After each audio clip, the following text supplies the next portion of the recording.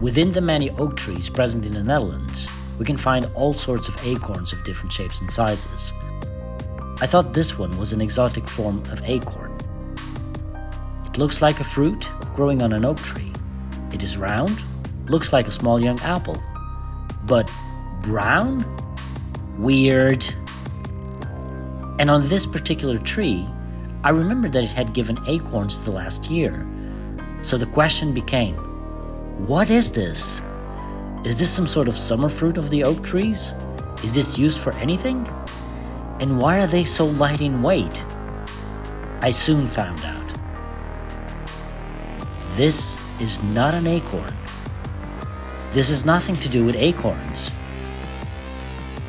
This is a Marble Gall Wasp's nest.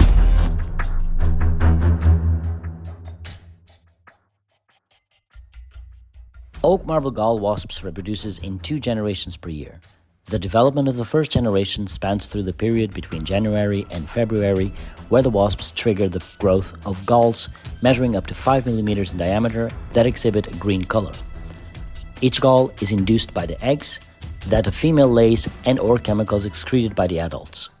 This is the same process that occurs in the second generation, except that the second generation goes through an asexual process to reproduce. The production of the gall is caused by the oak tree itself. This phenomenon is apparently not yet completely understood, but it is the oak tree that reacts to the presence of some chemicals and forms these galls around each individual egg, giving them free housing.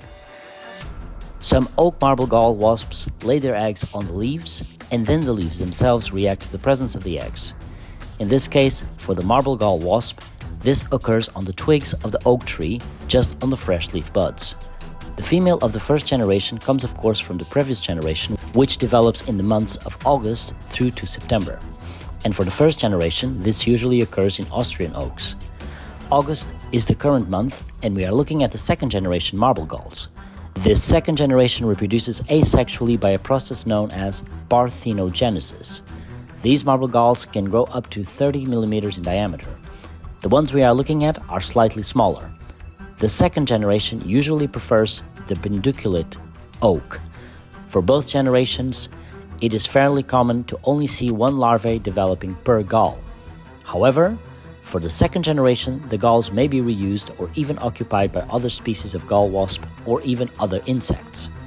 Second generation galls can remain on the oak tree for several years. In this video, we see some holes on the surface of the galls. These holes are dug up once the larvae is fully developed into an adult inside a freshly created gall. The adult wasp will dig this hole from the inside out of the gall. This saves the trouble for other adults growing out of the new larvae that might be placed in there in the next year should the gall remain intact. Second generation galls are smooth, very light in weight, and they have a sponge-like structure which provides a good shelter for developing larvae. A curious fact about the oak marble gall is that it is said to have been introduced in Europe in the 1840s from the Middle East. Before this time, they used to be imported. The galls were then crushed and used in combination with other chemicals to produce ink, which would then be used to write documents. It would also be used to treat leather. The reason for this is because of their high content in tannin.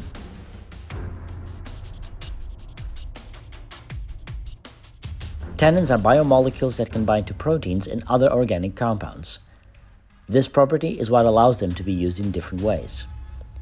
In common language, these galls are also named as oak nuts, Devonshire gall, or bullet gall.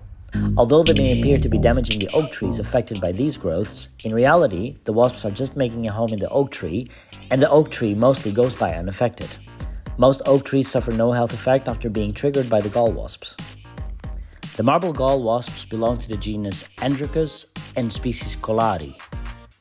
In Dutch, these are known as knikkergalwesp. In German, they are called Marble Gall Wasps, and in Portuguese, Wespe de Marbre. This concludes my intro to the oak marble gall wasp. Don't forget to read the description for more information about these wasps. I have already placed all the resources I've used to make this video, and they are all available online. If you enjoyed this video, please leave a like, don't forget to subscribe, leave your comment in the comment section, and I'll see you on the next video. Have a good one, keep it graceful, and stay sharp.